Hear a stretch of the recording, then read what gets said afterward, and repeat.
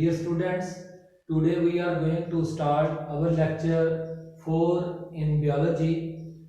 In previous lecture, we have studied the branches of biology. Now, today's our topic is levels of biological organization.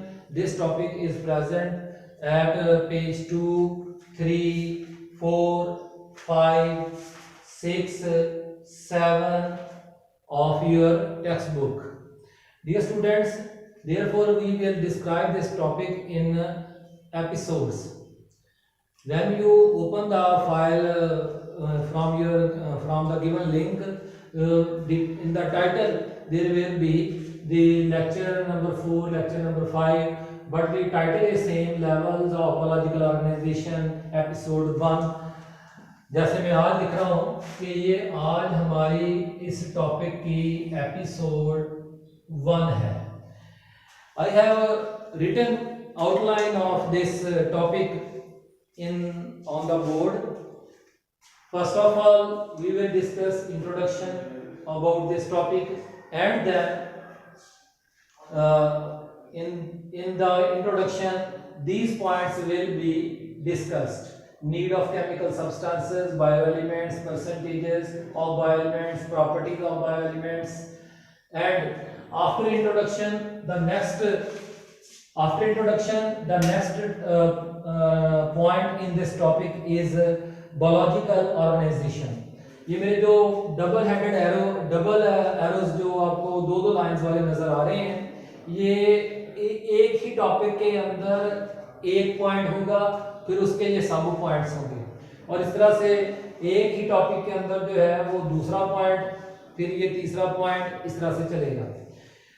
Dear students, first of all जो है levels of biological organisation को discuss करने से पहले जो है हमें ये एक बात का समझ में होना चाहिए कि जो है वो हमारी ऑर्गेनाइजेशन का बेसिक यूनिट कौन है. देखें कि केमिस्ट्री में आपने पढ़ रखा है कि जो है वो anything which has mass and volume is called matter. तो बायोलॉजी में जो मैटर है वो लिविंग मैटर होता है, और मैटर का बेसिक यूनिट कौन होता है? एटम. तो the smallest particle of an element which may or may not exist freely in nature. तो लिविंग ऑर्गेनिजम्स को जो है वो केमिकल सब्सटेंसेस की जरूरत है, ना सिर्फ अपना बॉडी का स्ट्रक्चर बनाने के लिए, बल्कि उस बॉडी के अंदर जो है वो लाइफ को लाइव रखने के लिए भी. तो अगर आप अपनी बुक के पेज 2 की लास्ट लाइंस को देखें तो उसमें ये लिखा हुआ है कि to sustain, to maintain life of a simple organism. अगर एक सिंपल ऑर्गेनिजम्स कौन है? यूनिसेलुलर ऑर्गेनिजम्स, जैसे अमीबा है, ये प्रोकैरियोट है, और जो है यूकैरियोट है, बैक्टीरिया प्रोकैरियोट्स है. तो इस तरह से, और उसके अलावा मल्टी सेलुलर ऑर्गेनिजम्स, इन सब को अपनी लाइफ को मेंटेन करने के लिए जो है वो अपने बॉडी में एवरी टाइम जो है non stop round the clock जो है केमिकल रिएक्शंस को रन रखना पड़ता है. हम बायोलॉजी में एक टर्म बोलते होते हैं मेटाबॉलिज्म. मेटाबॉलिज्म मैंने पहले भी एक्सप्लेन किया था. सम of all chemical reactions, sum of all chemical reactions taking place at cell level,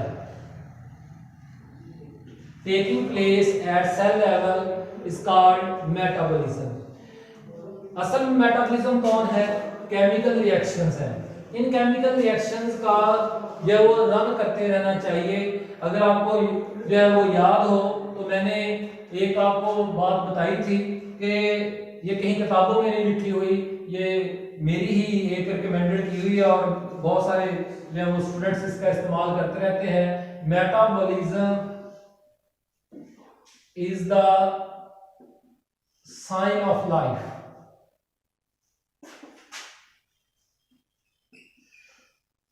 If If metabolic reactions are taking place in cell, the cell is live. If the metabolic reactions are stopped, the cell is dead, tissues are dead, organs are dead, whole body is dead. तो अब reactions की तरफ आ जाते हैं। Reactions क्या होते हैं? जिसमें रिएक्टेंट्स प्रोडक्ट्स में तब्दील होते हैं।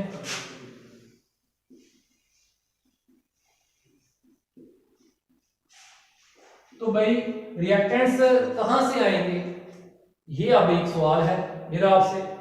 तो जी आपके अंदर जो भी रिएक्शंस होते हैं उनके रिएक्टेंट्स कहां से आते हैं? आपके सेल्स में जितने भी रिएक्शंस होते हैं उनके रिएक्टेंट्स कहां से आते हैं? जी आपका जवाब होना चाहिए जी कि हमारा ब्लड जो है वो रिएक्टेंट्स देता है, वो केमिकल सब्सटेंसेस देता है। ब्लड कहां से देता है? वो जी लंग्स से गैसेस लेता है, ऑक्सीजन गैस लेता है, डाइजेस्टिव सिस्टम से न्यूट्रिएंट्स लेता है, अमीनो एसिड्स लेता है, शुगर्स लेता है, फैटी एसिड्स लेता है, मिनरल्स लेता है, एटसेट्रा, विटामिन्स लेता है।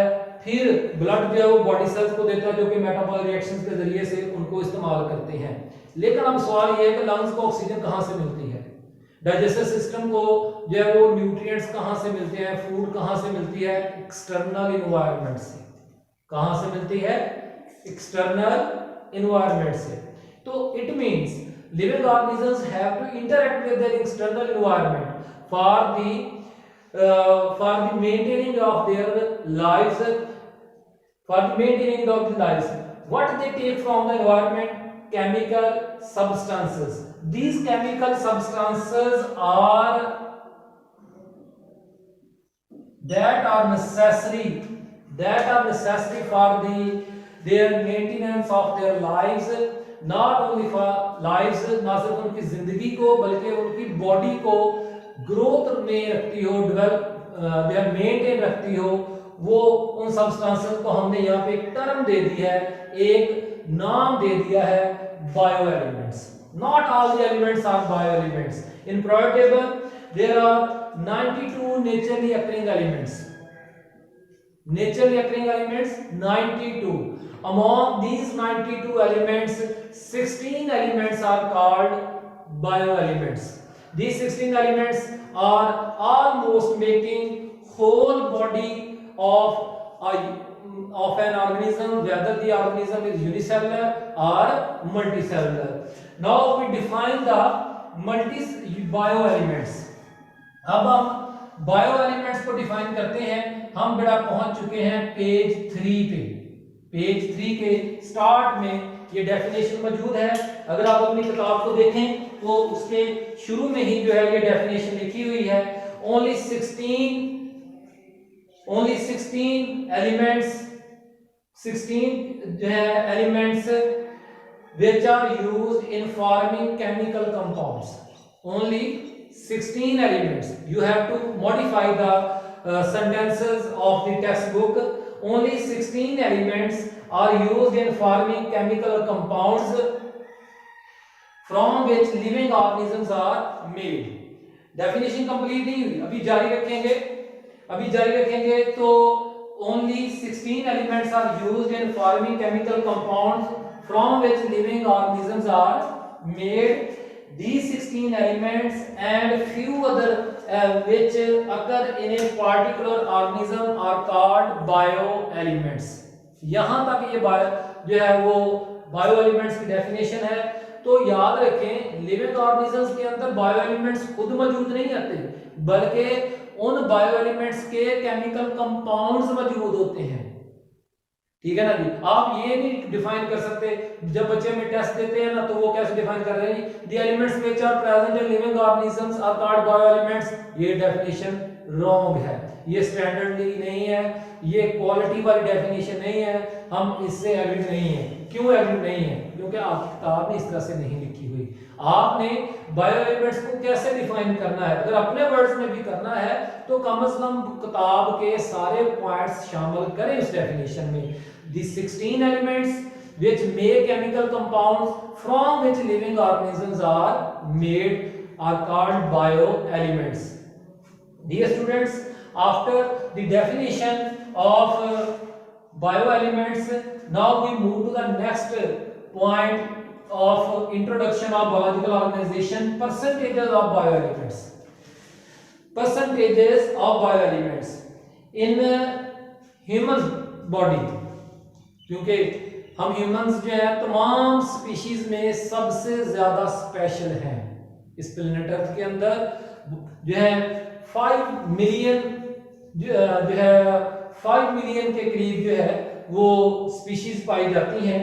तो उनमें से हम ह्यूमंस जो हैं वो सबसे ज्यादा इंपॉर्टेंट है। तो इसलिए हम परसेंटेज जो है वो ह्यूमन ऑर्गेनिज्म के लिए आपके साथ डिस्कस करते हैं। You can see from the figure of your book that the 16 elements are described in this figure.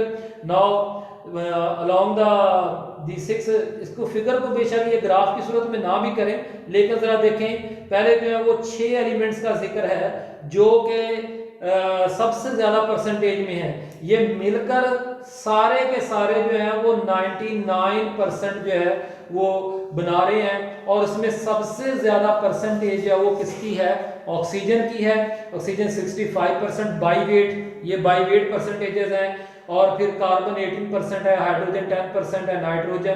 तो इन 6 एलिमेंट्स को हम मैक्रो एलिमेंट्स या मैक्रो न्यूट्रिएंट्स की मैक्रो एलिमेंट्स या फिर क्या कह सकते हैं मैक्रो एलिमेंट्स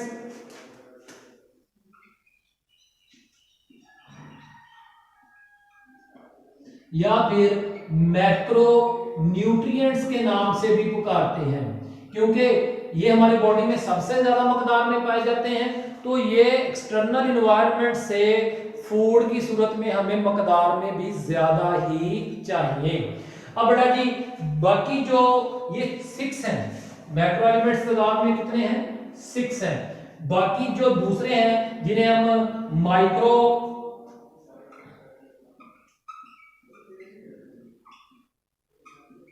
एलिमेंट्स कहते हैं या माइक्रो न्यूट्रिएंट्स कहते हैं, उनकी तादाद है 10।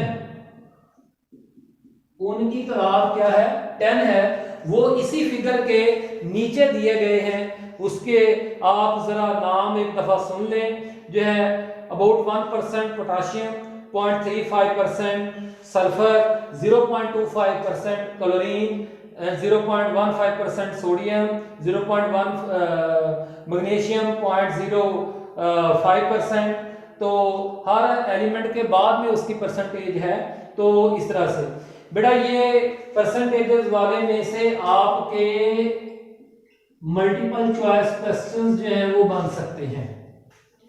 मल्टीपल चॉइस क्वेश्चन बन सकते हैं। शॉर्ट क्वेश्चन क्या बन सकता है कि among bio elements which elements are macro elements or which elements are micro elements।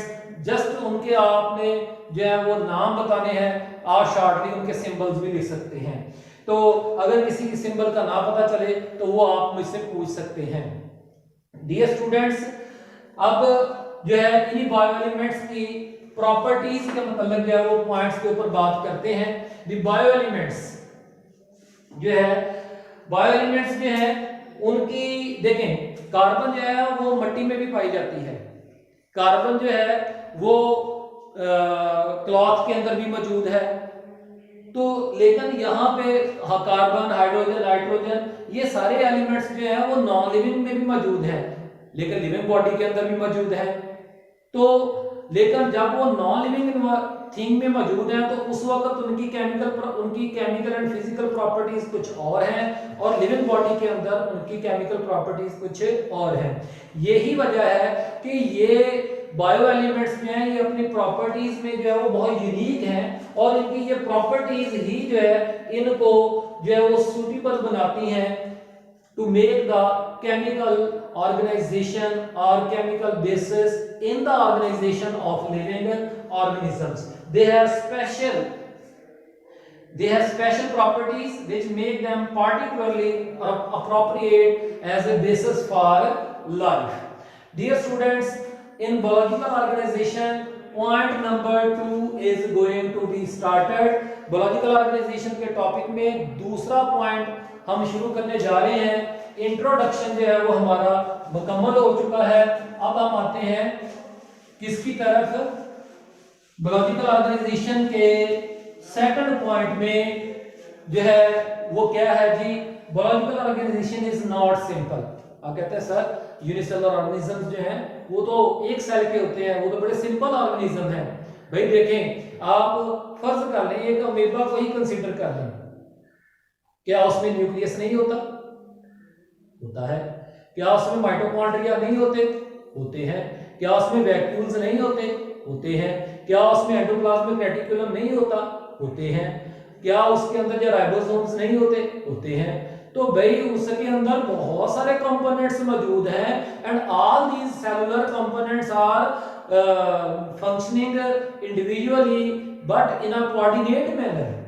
एक वो अपना अलग काम भी कर रहे हैं लेकिन एक दूसरे के साथ मिलजुल कर सेल की रिक्वायरमेंट के मुताबिक। तो देखने में वो एक सेल है लेकिन उसके अंदर एक पूरी मशीनरी मौजूद है और उस मशीनरी के अपने अपने पार्ट्स हैं और उनके अपने अपने प्रोसेसेस हैं। जब तक जो है वो उस मशीनरी के पार्ट्स अपना अपना फंक्शन कंप्लीट नहीं करते उस वक्त तक वो सेल एक मुकम्मल लाइफ जैसी एक्टिविटी, लाइफ जैसे प्रोसेसेस जो है मेंटेन शो नहीं कर सकता, जो है मुकम्मल नहीं कर सकता, यानी जिंदा नहीं रह सकता। तो हम ये नहीं कहेंगे कि सिर्फ जो है जो मल्टी सेलुलर ऑर्गेनिजम्स हैं जैसे ह्यूमंस हैं, प्लांट्स हैं या एनिमल्स हैं, सिर्फ वही कॉम्प्लेक्स ऑर्गेनाइजेशन रखते हैं यूनिसेलुलर नहीं। चाहे whether the organism is unicellular or multicellular, its organisation is not simple, its organization is always complicated. Why should be complicated? अब यही पॉइंट मैंने क्या बना दिया है, शॉर्ट क्वेश्चन बना दिया। Biological organisation is not simple, आगे मैंने क्या कर दिया, वाई हेडिंग भी है और शॉर्ट क्वेश्चन भी है। तो ये शॉर्ट क्वेश्चन जो है इसका जवाब क्या है, अगर आप अपनी किताब को देखें तो उसके जो है वो तीसरे पैराग्राफ में ही ये टॉपिक, ये पॉइंट मौजूद है। तो बायोलॉजिकल ऑर्गेनाइजेशन जो है वो कॉम्प्लेक्स होना जरूरी है क्योंकि ये कॉम्प्लिकेटेड ऑर्गेनाइजेशन जो है उस लिविंग ऑर्गेनिजम्स को कई तरह के फंक्शंस एंड प्रोसेसेस कंप्लीट करने की का एक मौका मुहैया करती है। ठीक है ना जी। देखें हम जो है वो घर में मिसाल के तौर पर जो है हम घर में जो है बहुत सारे काम करते हैं। हम कहते हैं कि एक पतीला है उसमें खाना भी बना लें, उसमें चाय भी बना लें, उसमें कपड़े भी धो लें, तो भाई उसमें बैठ के पढ़ भी लिया करें, उसमें सो भी जाया करें। ऐसा मुमकिन तो नहीं है ना कि एक पतीले से हम सारा काम कर लें। नहीं, हमें सारे कामों के लिए अलग-अलग किस्म के कंपार्टमेंट्स चाहिए और उनको अपने अपने रोल प्ले करने चाहिए। इसी तरह से लिविंग ऑर्गेनिजम्स के अंदर जितने भी जो है अगर उनकी ऑर्गेनाइजेशन में ज्यादा से ज्यादा कंपोनेंट्स होंगे तो वो कॉम्प्लिकेटेड ऑर्गेनिजम्स हैं और हर कॉम्प्लिकेटेड पार्ट जो है वो उसका हर हिस्सा जो है वो अपना अपना फंक्शन प्रोसेस मुकम्मल करेगा। तो आपकी किताब में इसका जवाब लिखा हुआ है, मैं जरा पढ़ता हूं। It has high degree of complexity.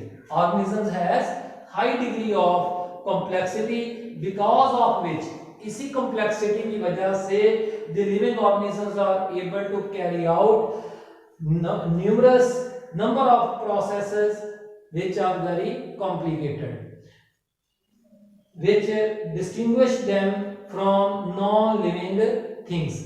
यहाँ तक ये इस सवाल का जवाब है। It has high degree of complexity because of which living organisms are able to carry out number of processes which distinguish them from non-living things। यहाँ तक बेटा इस सवाल का जवाब है। मैंने आपको अपने इंट्रोडक्टरी लेक्चर में यही कुछ समझाया था। एक आपके पास किताब होनी चाहिए। कुछ स्टूडेंट्स कह सकते हैं कि सर अब किताबें जो है नहीं मिल रही, भाई अब बुक्स शॉप्स खुल गई हैं, किताबें आपको मिलना शुरू हो गई हैं।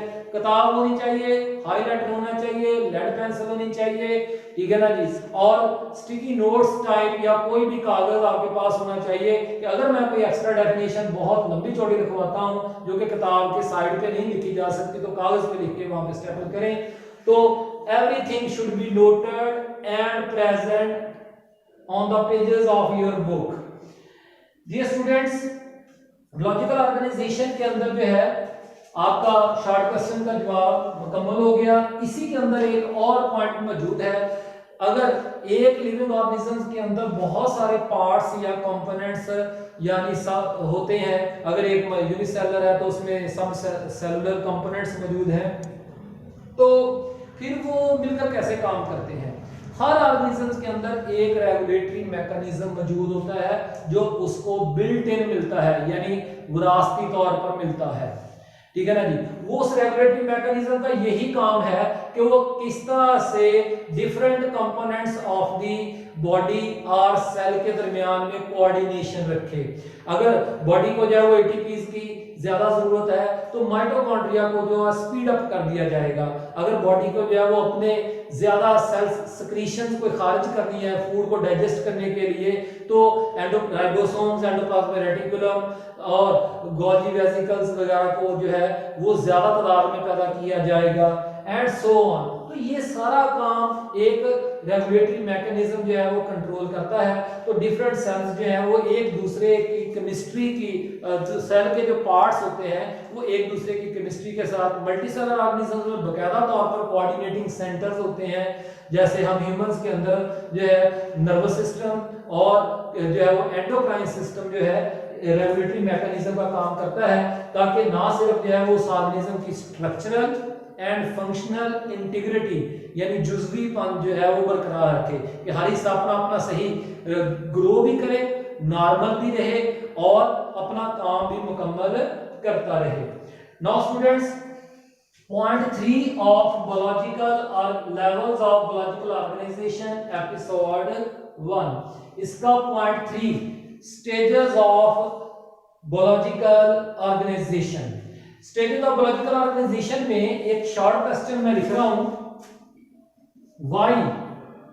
Why do we study biological organisation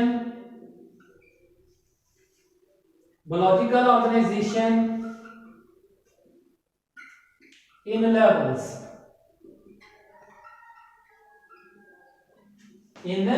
levels, levels में हम बायोलॉजिकल ऑर्गेनाइजेशन को क्यों स्टडी करते हैं? Because organisation is present in levels. The first level is atomic level, highly structured organisms, highly structured living substances, जिसे हम लिविंग सब्सटेंस कौन है, प्रोटोप्लाज्म है, तो वो कंपोज इस तरह से हैं। अल्लाह ताला ने एक सिमेट्री रखी हुई है उनकी बनावट में। तो जरा देखें कि जो है जैसे to understand various phenomena of life, biologist for their convenience, हम अपनी आसानी के लिए जो है वो क्या करते हैं, बायोलॉजिकल ऑर्गेनाइजेशंस को डिफरेंट लेवल्स में स्टडी करते हैं। बेसिक लेवल जो है वो एटॉमिक लेवल से शुरू होता है और फिर कम्युनिटी एंड इकोसिस्टम लेवल तक जो है, बल्कि हम इसको जो पूरे प्लैनेट के लेवल तक भी ले जा सकते हैं। तो डियर स्टूडेंट्स, जो है मैं आपको इस लेवल्स को स्टडी करना सिखाता हूं। हम पहुंच गए हैं page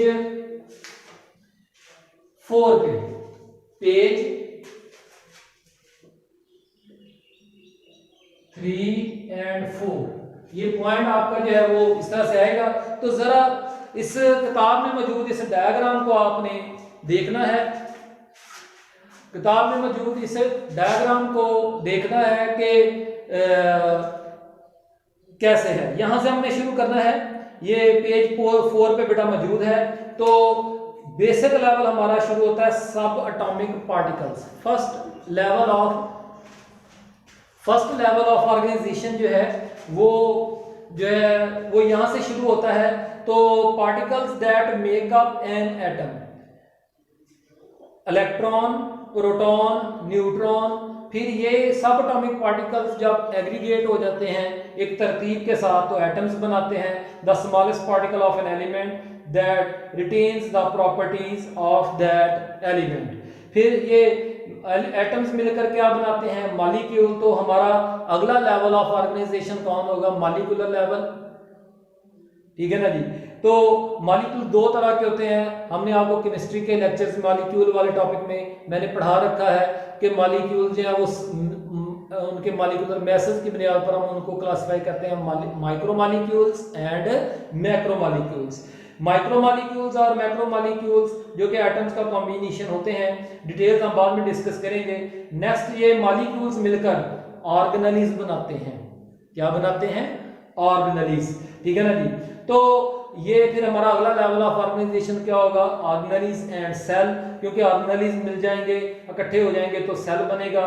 the cell which is the basic unit of structure and function in living organisms. In simple words it is the unit of life. जबकि एक ही तरह के सेल्स मिलकर क्या बनाते हैं? टिश्यू। तो हमारा अगला लेवल ऑफ ऑर्गेनाइजेशन क्या होगा? टिश्यू होगा। फिर जब different tissues which have related functions, not similar, related functions, they assemble together in a proper way and form an organ. Organs मिलकर क्या बनाते हैं? Organ system. तो बेटा अभी तक कितने लेवल्स हो गए? 1 2 3 4 5 6 7 8, यानी हमने 8 लेवल्स में पहुंच गए हैं। यही ऑर्गन सिस्टम्स मिलकर जो है वो ऑर्गन सिस्टम्स, प्लांट्स के अंदर ऑर्गन सिस्टम्स नहीं होते हैं, प्लांट्स में सिर्फ ऑर्गन्स ही होते हैं। तो ऑर्गन एंड ऑर्गन सिस्टम्स मिलकर एक ऑर्गेनिज्म बनाते हैं, यानी द होल ऑर्गेनिज्म बनाते हैं। फिर एक ही स्पीशी के ऑर्गेनिजम्स जो हैं, एक ही स्पीशी के जो ऑर्गेनिजम्स हैं वो मिलकर क्या बनाते हैं? वो एक पॉपुलेशन बनाते हैं।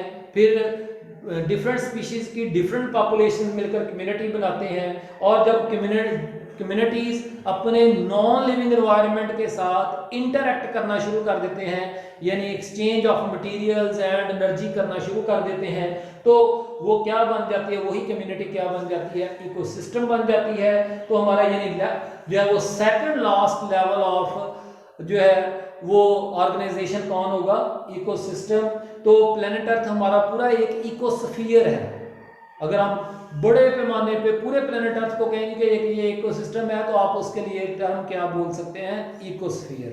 ठीक है ना जी।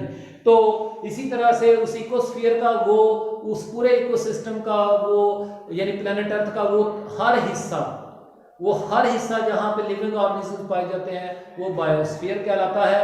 तो बात ये है कि एक सिंगल ड्रॉप ऑफ वाटर भी इकोसिस्टम होता है, क्योंकि उसके अंदर भी जो है माइक्रो ऑर्गेनिज्म जो उस वाटर के अंदर रह रहे होते हैं।